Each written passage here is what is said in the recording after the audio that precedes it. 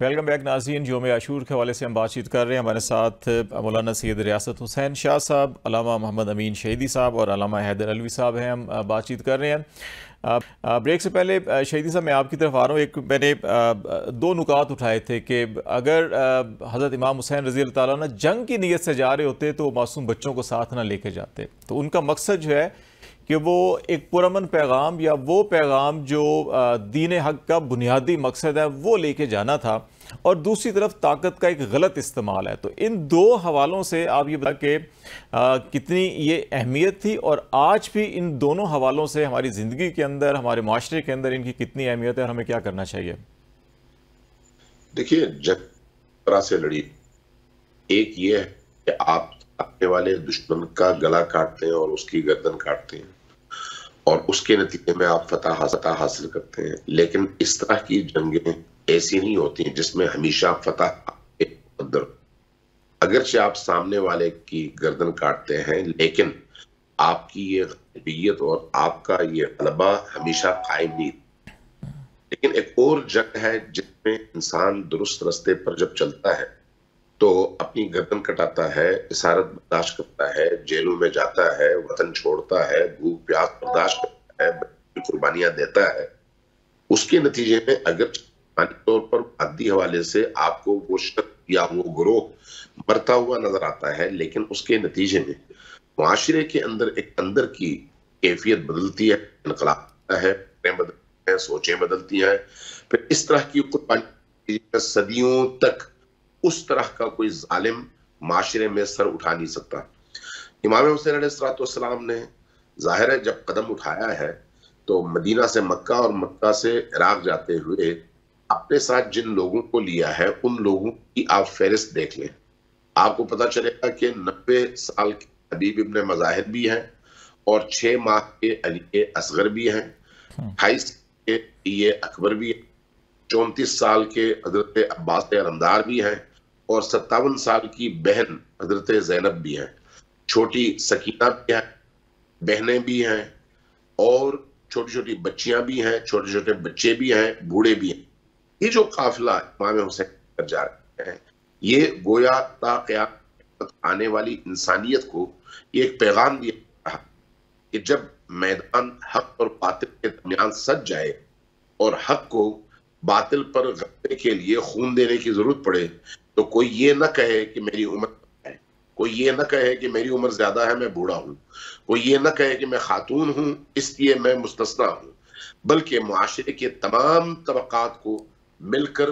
उठकर जुल्म के मुकाबले में, नाइंसाफी के मुकाबले में खड़ा होना चाहिए, ताकि जान जाए लेकिन इज्जत न जाए, जान जाए लेकिन दीन न जाए, जान जाए मुआशरे को वो वैल्यूज और अक़दार जिंदा मिल। इमाम हुसैन अलैहिस्सलाम ने अमली तौर पर यही किया है।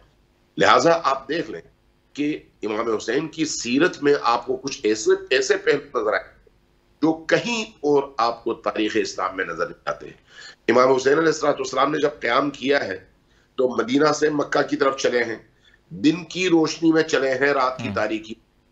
आम शाहराह पर चलते हुए गए हैं, छुप छुपा के नहीं। ये उनके शुजाअत और बसीरत की सबसे बड़ी दलील है कि पूरी रियासत एक तरफ और वो बेअत मांगे हुसैन इब्न अली से, और हुसैन इब्न अली उसी सरबुलंदी के साथ दिन की रोशनी में निकले और बच्चों को लेकर निकले और कहे मैं बेअत नहीं करता, जो करना है कर लो।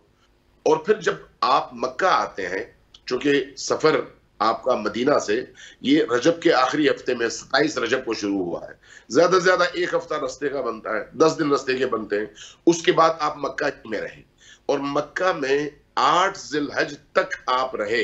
और आपको ये बहुत अच्छी तरह से मालूम है कि 8 जिलहज यानी हज का मौका, वो जब लाखों इंसान एहराम पहनकर मक्का से निकलते हैं और मशअर की तरफ जाते हैं, मुज़दलिफा की तरफ जाते हैं, और वहां से रात वहां पर गुजार कर आते हैं मिना की तरफ। अब आप ये अंदाजा लगा लें कि सारी दुनिया जा रही है हज के लिए, और इमाम हुसैन काबे की तरफ पीट करके जा रहे हैं इराक की तरफ। ये खुद एक बहुत बड़ा मैसेज था। कैसा मैसेज? वो हज जिसमें जुल्म को बर्दाश्त किया जाए, वो नमाज जिसके नतीजे में जालिम हुक्मरान आप पर मुसल्लत हों, وہ عبادات جس کے نتیجے میں آپ کے معاشرے پر ظلم کا راج ہو اور کوئی بولے نہیں، وہ عبادت دین کی عبادت نہیں ہے، آپ کی ذاتی تسکین ہو سکتی ہے۔ لہٰذا حج بھی وہ ہے جو قوموں کو اٹھائے، معاشرے کو اٹھائے، انسانوں کو اٹھائے، حاجیوں کو اٹھائے اور ظلم کے مقابلے میں کھڑا کرے۔ وہ حج جس میں آپ کنکریاں لے کر مینا میں پتھر کو پتھر مارتے ہیں شیطان کے نام پر، آپ دیوار کو پتھر مارتے ہیں شیطان کے نام پر، تو یہ اللہ نے کیوں آپ کی پریکٹس کروائی ہے؟ تاکہ اس دیوار کو شیطان سمجھ کر جب آپ پتھر ماریں تو اپنے وطن واپس آنے کے بعد اپنے زمانے کے ظالم ترین ابلیسوں کو پتھر مار سکیں، ان کے مقابلے میں کھڑے ہو سکیں۔ تو لہذا جو حج آپ کو یہ نہ سکھائے وہ حج اللہ والا حج نہیں ہے۔ یہی وجہ ہے کہ امام حسین علیہ السلام نے این ٹائم پہ جب سارے لوگ حج کر رہے ہیں، حج کو چھوڑا اور یہ بتا دیا کہ میں اس حج کی نسبت اس جہاد کو جس میں میرا جسم قربان ہو، میرے بچے قربان ہو، میرا سر کٹے، اس کو میں اس لیے ترجیح دوں گا کہ اس کے نتیجے میں دین زندہ ہوگا، اس حج کے نتیجے میں دین زندہ نہیں ہوگا۔ جو عبادات ہیں، عبادات کے ساتھ معمولات اگر آپ کے نہیں بدلتے تو پھر عبادات جو ہے کہ وہ اتنی سود مند ثابت نہیں ہوتی۔ یہ بڑا اہم نقطہ آپ نے کہا کہ میں ریاست شاہ صاحب آپ کی طرف بھی آتا ہوں، اور یہ بنیادی سوال جو میں نے بھی شہیدی صاحب سے بھی کیا کہ جو حضرت امام حسین کا طرز تھا، جو جدوجہد کرنے کا طریقہ تھا جس کی شہیدی صاحب نے بھی نشاندہی، اور دوسری طرف جو طاقت کا استعمال ہے، تو اس میں آج بھی ہم اپنی زندگی کو اس ڈھانچے میں دیکھیں یا اس ماحول کے اندر دیکھیں تو ہمیں کس طرح سے وہ کوالٹیز اڈاپٹ کر کے جو ہے کہ ایک جدوجہد کرنی چاہیے معاشرے کی اصلاح کے لیے اور دین الہی کی جو ہم کہتے ہیں کہ اس کی بالادستی یا اس کے فروغ کے لیے جو ہمیں کیا کرنا چاہیے ہوگا؟ حضرت حسین رضی اللہ تعالی عنہ اور ان کے ساتھیوں کی قربانی مجھے اور آپ کو یہ سکھاتی ہے کہ دین اسلام کے لیے اپنی جان قربان کرنی پڑے تو اس سے دریغ نہیں کیا جائے گا، اپنی اولاد قربان کرنی پڑے تو اس سے پیچھے نہیں ہٹا جائے گا، اپنا مال قربان کرنا پڑے تو اس سے پیچھے نہیں ہٹیں گے، اور اپنا سب کچھ چھوڑ کے اللہ کے راستے میں نکلنا پڑے تو پیچھے نہیں ہٹنا بندہ مومن کا یہ کام ہے۔ ہم ایک طرف تو اس بات کا ذکر کرتے ہیں،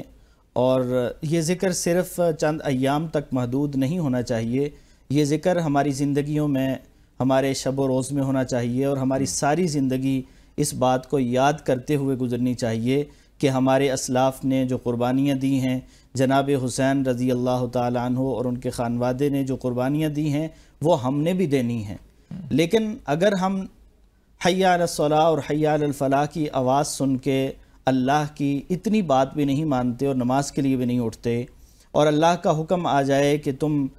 میرے لیے جہاد کرو تو اس کے لیے بھی نہیں اٹھتے، اللہ کا حکم آ جائے کہ تم میرے راستے میں خرچ کرو تو وہ بھی نہیں کرتے، اور اللہ کے احکامات کو ہم نے پسے پش ڈالا ہوا ہے، اور دوسری طرف ہم اس بات کا صرف ذکر کرتے رہیں کہ انہوں نے یہ قربانیاں دی ہیں، تو صرف ذکر کرنا یہ اپنی جگہ سعادت اس اعتبار سے ضرور ہے کہ ان عظیم ہستیوں کا تذکرہ کرنا، ذکر کرنا، یہ ہمارے لیے باعث سعادت ہے، ان کی شان میں ہمارے ذکر کرنے سے کوئی اضافہ نہیں ہوگا۔ لیکن ہم نے سیکھنا کیا ہے؟ ہم نے سیکھنا یہ ہے زندگی کیسے بدلنا ہے، اس طرح ہم نے اپنے آپ کو کیسے بدلنا ہے۔ ہم تو حرام نہیں چھوڑتے اللہ کے کہنے پر، ہم تو اولاد کی تربیت نہیں کر پاتے اور انہوں نے اپنی اولاد کو اللہ کے راستے میں قربان کر دیا۔ ہم تو 1 روپیہ چھوڑنے کو تیار نہیں ہوتے، ہم تو لڑائی جھگڑے اور اپنے مفادات کو چھوڑنے کو تیار نہیں ہوتے، اور انہوں نے دین کی خاطر اپنی جان قربان کی ہے۔ ہم کیا کر رہے ہیں؟ ہمیں یہ جو کربلا کا واقعہ ہے جو سبق دے رہا ہے کہ تم نے حق کے ساتھ کھڑے ہونا ہے، چاہے تم اکیلے ہو، چاہے تمہارے ساتھ کوئی نہیں ہے، لیکن تم نے ہمیشہ حق کا ساتھ دینا ہے۔ یہ نہیں دیکھنا کہ سواد اعظم کس کے ساتھ ہے، لوگ کس کے ساتھ ہیں، طاقت کس کے پاس ہے، قوت کس کے پاس ہے، حکمرانی کس کے پاس ہے، بلکہ تم نے حق کا ساتھ دینا ہے۔ اور میں اپنی زندگی میں دیکھوں، آپ اپنی زندگی میں دیکھ لیں کہ ہم اپنی زندگی میں کتنی بار حق کا ساتھ دیتے ہیں۔ ہم تو لوگوں کا ساتھ دیتے ہیں، ہم تو کہتے ہیں جو جیت رہا ہے اسے جتائیں، وہ جو دوسرا ٹھیک ہے اپنی جگہ بڑا اچھا ہوگا لیکن وہ جیتنے کی پوزیشن میں ہی نہیں ہے۔ تو حضرت حسین نے یہ نہیں دیکھا تھا کہ پوزیشن کیا ہے، یہ اپنے مفاد کے لیے ہم طاقت والے اختیار والے کو زیادہ قریب ہونے کی کوشش کر رہے ہوتے ہیں کہ خوشنودی حاصل کریں اس کی۔ ایسے ہی ہے، تو انہوں نے دین کے لیے قربانی دی تھی، اور ہم دین کے نام پہ کھاتے ہیں، دین کے نام پہ ہم نے قربانیاں نہیں دی۔ ہم دین کے نام پہ صرف اپنے آپ کو بچاتے ہیں، اپنے لیے ہیلے بہانے تلاش کرتے ہیں اور اپنے آپ کو بچانے کی کوشش کرتے ہیں، تو ضرورت اس بات کی ہے کہ ہم جب حضرت حسین رضی اللہ تعالیٰ عنہ کا ذکر کریں، جب ان کے ساتھیوں کا تذکرہ کریں، جب ان کی مظلومانہ شہادت کا تذکرہ کریں اور ان کے جو دشمن ہیں ان پہ جب ہم لعن طعن کرتے ہیں اور ان سے بیزاری اختیار کرتے ہیں، تو ہمیں ان کا رویہ تو نہیں اپنانا چاہیے، اور ہمیں تو جن سے بیزاری کرتے ہیں ان کے رویوں سے بھی ہمیں بیزاری کرنی چاہیے اور اپنے عمل سے بھی نظر آنا چاہیے۔ ایک طرف ہم حضرت حسین کی شہادت کا ذکر کرتے ہیں اور ان کے عدل و انصاف کا تذکرہ کرتے ہیں، دوسری طرف ہمارا رویہ کردار وہ یزیدی ہوتا ہے۔ ہمارے آپ دفتروں میں چلے جائیں، آپ کو کہیں عدل و انصاف نہیں، وہاں بھی یزیدیت آپ کو نظر آئے گی۔ جو کوئی ذرا سا بھی اختیار رکھتا ہے، اقتدار رکھتا ہے، وہ دوسروں کے ساتھ کیا کرتا ہے؟ کیا وہ حضرت حسین کے رویے کو اپناتا ہے یا وہ یزید کے رویے کو اپناتا ہے؟ وہ ہمیں دیکھنا پڑے گا، اپنی زندگی کے اندر رویے ٹھیک کرنے پڑیں گے۔ علامہ حیدر علوی صاحب، آپ کی طرف آتا ہوں، اور بنیادی یہی ہے کہ جو ہم حضرت امام حسین رضی اللہ تعالیٰ عنہ کی جو طرز زندگی ہے، جو انہوں نے کربلا کے اندر بھی جو ساری کی ساری اپنی جو جد و جہد تھی اس کا بھی جو انداز تھا، وہ آج ہم کس طرح سے اڈاپٹ کر سکتے ہیں، اور دوسری طرف جو طاقت اور اختیار کا غلط استعمال ہوتا ہے، ہم اپنی اپنی پوزیشن پہ بہت سے، ہمیں بھی اللہ تعالیٰ نے پوزیشنز دی ہوئی ہیں اور کچھ دائرہ اختیار بھی دیا ہوا ہے، اس میں پھر اس دائرہ اختیار کو ہم کس طرح سے رضائے الہی کے تناظر کے اندر استعمال کر سکتے ہیں؟ دیکھیے، مولا حسین جب مدینہ المنورہ سے جا رہے تھے تو جہاں ایک طرف یزید کی طرف سے بیعت کا تقاضا تھا، وہیں 4000 سے زائد اہل کوفہ کے خطوط بھی موجود تھے، اور مولا حسین نے یہ فرمایا کہ خرجت لاصلاح امت جدی، میں اپنے نانا کی امت کی اصلاح کے لیے جا رہا ہوں۔ وقت کا امام، وقت کا رہبر، وقت کا ہادی مصلح بھی ہوتا ہے، اصلاح بھی کرنی ہوتی ہے، اور آپ اسی نیت اور اسی ارادے سے اپنی فیملی کو ساتھ لے کر نکلے۔ اور دوسری وجہ بتائی کہ میں امر بالمعروف و نہی عن المنکر کے لیے جا رہا ہوں، میں نیکی کا حکم دینے جا رہا ہوں اور برائی سے منع کرنے کے لیے جا رہا ہوں۔ ان دو باتوں کو اگر ساتھ انسان رکھے اور پھر آج کے دن یوم عاشور مولا حسین کے اس عظیم کردار کو سامنے رکھے، جب پورے اس کربلا کی وجہ بننے والے حضرت حر نے اپنے آپ کو ایک قیدی کی صورت میں پیش کیا اور عرض کرتے ہیں کہ میں اس لمحے میری آنکھوں کے سامنے سے وہ لالچ کی پٹی ہٹ گئی ہے، میں حسینی لشکر کا حصہ بننا چاہتا ہوں۔ اب چاروں طرف سے بظاہر لشکر حسینی یا وہ حسین پاک کا محدود قافلہ چاروں طرف سے گھرا ہوا ہے۔ اس لمحے آ کر حر یہ درخواست کر رہے ہیں کہ میں یزیدیت کو چھوڑنا چاہتا ہوں۔ ہمارے ہاں تو کبھی کسی کو کندھا لگ جائے، کسی کو ہم اونچی آواز سے ہمیں کوئی بات کر لے، کوئی آنکھیں نکال لے، یہ کوئی ذرا سا ہمارے سے بدتمیزی کرے، مس بہیو کرے، ہم تو آپے سے باہر ہو جاتے ہیں۔ آخری لمحے بھی امام عالی مقام امام حسین نے حر کے لیے گنجائش پیدا کی اور انہیں آپ نے اپنے لشکر کے اندر شامل فرما لیا۔ شہیدی صاحب، یہ نقطہ آپ کے پاس لے کے آ رہا ہوں، اور یہ ایک بڑا اہم نقطہ ہے جو علوی صاحب بات کر رہے تھے کہ وہ لوگ بھی اگر جو آپ پہ حملہ آور ہوں، لیکن اگر ان کو غلطی کا احساس ہو جاتا ہے اور اگر وہ اپنی غلطی کا احساس کرتے ہوئے معافی کے طلبگار ہوتے ہیں، تو یہاں پر ہمیں ان تمام سنگین ترین حالات بظاہر دنیاوی طور کے پر ہم دیکھتے ہیں، تو ان حالات میں تھے امام حسین رضی اللہ تعالیٰ اور تمام جو اہل بیت اور وہ قافلہ تھا، لیکن انہوں نے وہاں پر بھی درگزر اور معافی کا جو ہے کہ یہ راستہ اختیار کیا۔ تو یہ ہمارے لیے جو ہے کہ ایک اتنا بڑا سبق ہے، تو اس کو ہم کیسے اپنی زندگی کے اندر جو ہے کہ اپنا سکتے ہیں؟ دیکھیے، بنیادی طور پر جب آپ دین کو سمجھنا چاہیں نا تو یہ مسئلہ حل ہو جاتا ہے۔ دین اصل میں رحمت کا نام ہے۔ انبیاء بھی بدترین انسانوں کو دین کی طرف دعوت دینے آئے۔ فرعون جیسے لوگ، نمرود جیسے لوگ جو کائنات کے بدترین لوگ تھے اور بدترین ظالم وحشی درندے تھے، آخری وقت میں بھی جب ان کی طرف سے لبیک نہ ہوا اور وہ خدا کی طرف نہیں آئے تو تب جا کر غرق کیے گئے۔ اس لیے روایات میں، احادیث میں یہ ملتا ہے کہ فرعون کی طرف، خود قرآن کریم میں بھی یہ آیت تو موجود ہے کہ فرعون کی طرف جب حضرت موسیٰ کو بھیجا گیا تو فرمایا کہ وَقُولُوا لَكُمْ لَيِّنًا وَقُولُوا قَوْلًا لَيِّنًا، اس سے جو نرمی سے بات کرو۔ اور اس کے غرق ہونے کے موقع پر بھی بعض روایات بتاتی ہیں کہ اس نے حضرت موسیٰ کی طرف دیکھا روایت کہتی ہے اگر اس نے اللہ سے معافی مانگی ہوتی کہ مجھے غرق نہ کرو تو اللہ اس کو وہاں پر بھی نجات دلا دیتا. تو یہ جو عفو درگزر اور رحمت کا دروازہ ہے یہ اسلام کا بنیادی میسج ہے. امام علیہ السلام اسی خدا کی رحمت کا دروازہ ہے. اس لیے ہم احادیث میں ان کے بارے میں پڑھتے ہیں رحمت اللہ الواسعہ، باب رحمت اللہ الواسعہ، اللہ کی وسیع ترین رحمت کے دروازے کا نام حسین ابن علی ہے. لہذا حسین ابن علی کا دروازہ بدترین انسانوں کے لیے کھلا ہوا ہے اگر وہ موت سے پہلے توبہ کر کے آتے ہیں. امام علیہ السلام واقعی کریم ابن کریم ہے اور اللہ کی صفات کا مظہر ہے جس کے لیے انسانوں کو خلق کیا گیا ہے کہ انسان اللہ کی صفات کا مظہر بنے. حضرت امام حسین علیہ السلام اس لیے کربلا کے میدان میں آخری وقت میں بھی اگر آپ عاشور کے عصر کے موقع پر دیکھیں، اس عصر کے موقع پر جب آپ کے تمام اصحاب شہید ہو گئے، اہل البیت کے جوان شہید ہو گئے، بچے شہید ہو گئے، بھائی شہید ہو گئے، اس وقت بھی لشکر یزید کے سامنے کھڑے ہو کر جو دعوت دے رہے ہیں وہ کیا ہے؟ وہ یہ ہے کہ اب بھی اس ظلم سے بچو اور اپنے آپ کو جہنم کی ایندھن، جہنم کی آگ بنانے سے بچا لو خود کو. یعنی امام حسین علیہ السلام کا پیغام تو زندگی کے آخری مرحلے تک دوسروں کو آگ سے، جہنم سے، گمراہی سے نجات دلانے کا پیغام ہے. ہاں یہ بات ہے کہ کس کو توفیق ملتی ہے اور وہ حر بنتا ہے اور کون یزید بنتا ہے جو امام حسین علیہ السلام کی شہادت کے بعد بھی یہ ثابت کرتا ہے کہ کائنات کے نجس ترین اور بدترین کسی مخلوق کا نام لیا جا سکتا ہے تو وہ یزید ابن معاویہ ہے. اس کے اعتبار سے اگر آپ دیکھیں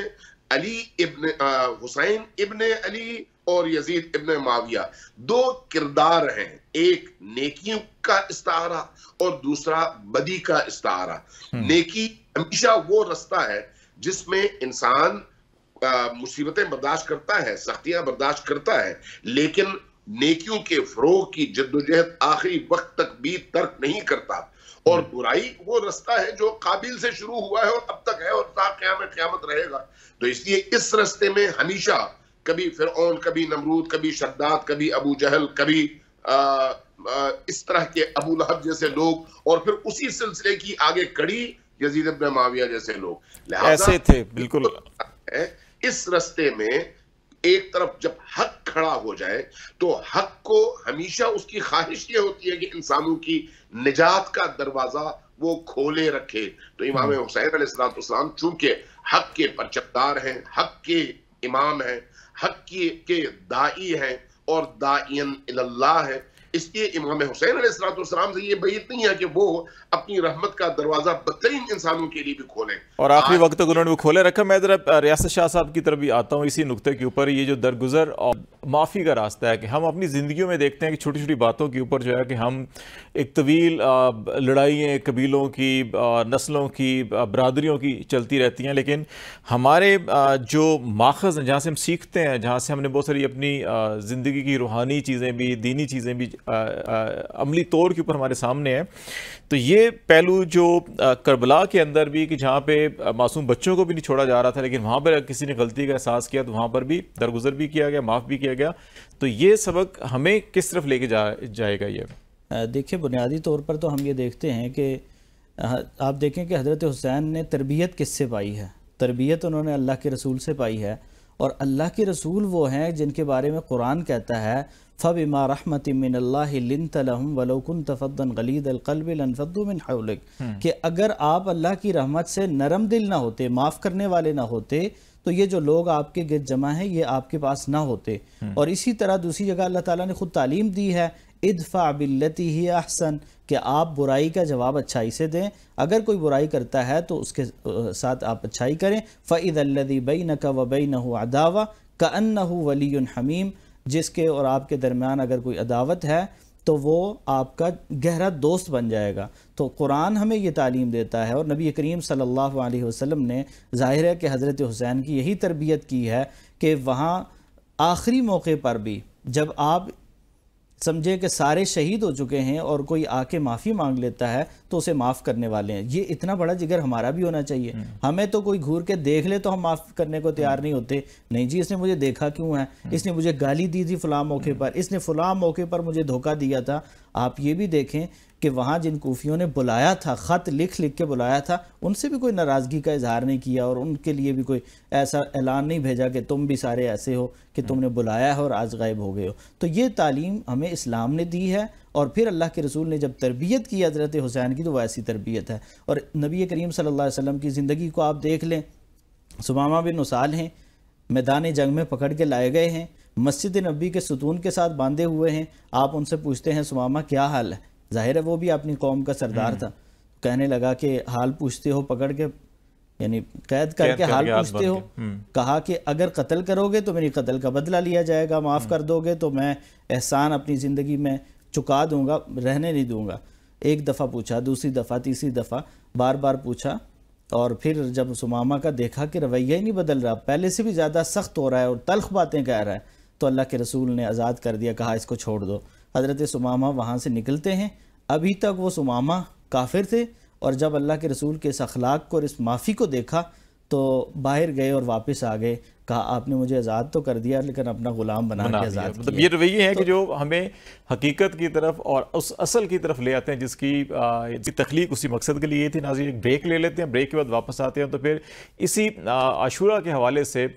سب سے بڑا ایک اور جو رضائے الہی کا ہے، معیشت الہی کا ایک پیغام، اور دوسرا مشکل ترین وقت میں بھی بندگی کا جو تقاضا ہوتا ہے وہ نہیں ترک کرنا چاہیے۔ یہ ہمیں کربلا سے بھی سبق ملتا ہے، اس کے اوپر بھی ہم بات کریں گے۔ بریک کے بعد ہمارے ساتھ رہیے گا۔